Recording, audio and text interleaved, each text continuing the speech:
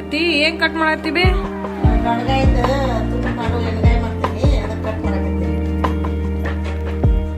ಇಲ್ಲ ಹೆಂಗ್ ಕಟ್ ಮಾಡಿ ತೋರಿಸು. 4 ಪೀಸ್ ಮಾಡ್ಬೇಕ ಇದನ್ನ ಒಂದು ಸ್ವಲ್ಪ ಎಣ್ಣೆ ಹಾಕಿ ಹುರ್ಕೋಬೇಕ. ಅಂದ್ರೆ ಚಲೋ ಹೊತ್ನಾಗ ಬೆಂದಿಂದ ಕೊಟ್ಟು ಮಸಾಲೆ ತುಂಬಿ ಮಾಡ್ಬೇಕು.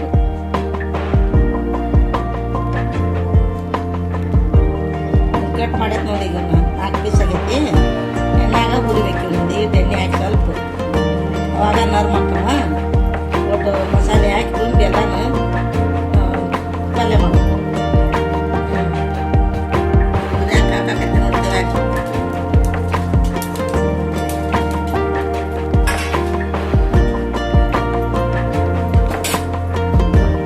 ಸ್ವಲ್ಪ ಎಣ್ಣೆ ಹಾಕ್ಬೇಕು.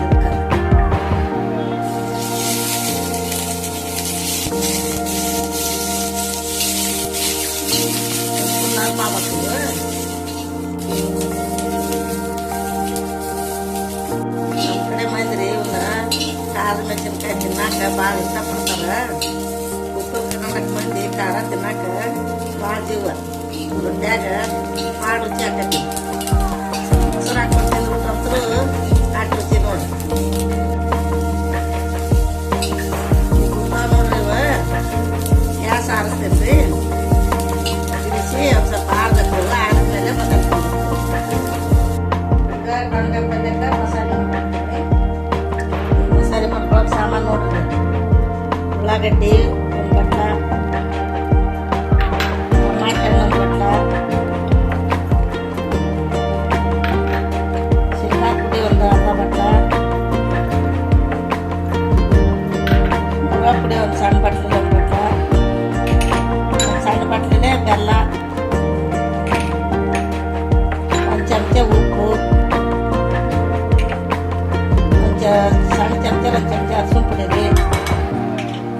ಇದು ಕೊತ್ತಂಬರಿ ಹಿಂದೆಡೆ ಮ್ಯಾಗ ಹಾಕ್ಕೊಂತೀನಿ.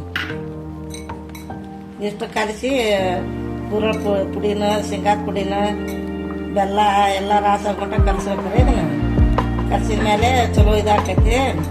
ಆಮೇಲೆ ಡೊಣಗಾಯಿ ಒಳಗೆ ತುಂಬಬೇಕು ಅದನ್ನ. ಈಗ ಹಿಂಗೆ ತುಂಬ್ಕೋಬೇಕು ನೋಡ್ರಿ. ಇದಕ್ಕೆ ಹಿಂಗೆ ಮಾಡಿ ತುಂಬಿ ಒಂದೊಂದೇ ಇಲ್ಲಿ ಇಡ್ಬೇಕು ರೀ.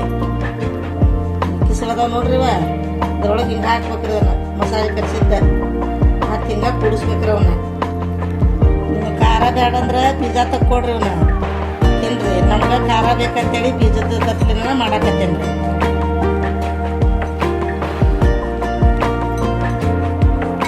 ನಿಮ್ಗೆ ತುಂಬಿಟ್ಕೊಂಡೆ ನೋಡ್ರಿ.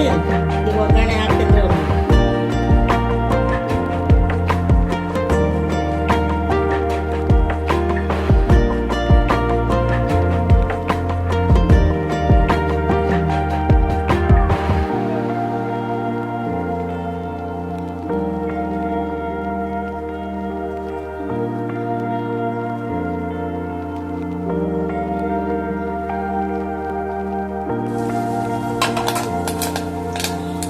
ಗಣಗಾಯಿ ಹಾಕ್ತೇನೆ ನೋಡ್ರಿ. ಅವನ್ನ ಎಣ್ಣೆ ಕಾದೈತೆ, ಸಾಸಿವೆ ಜೀರಿಗೆನದಾಗ್ಯವ ಚಟಪಟ ಇವನ್ನೆಲ್ಲ ತುಂಬಿಕೊಂಡಿದ್ವಿ. ಹಾಕಾಕತ್ತೇನೆ ನೋಡ್ರಿ.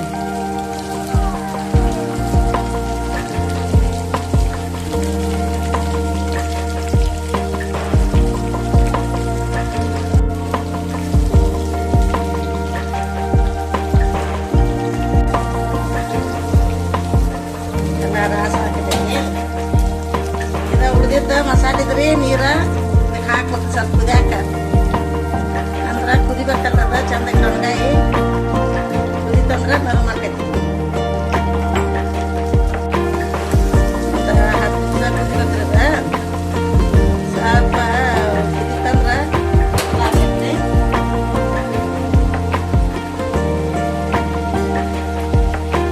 ಸ್ವಲ್ಪ ನೀರು ಹಾಕ್ಕೋಬೇಕ್ರಿ.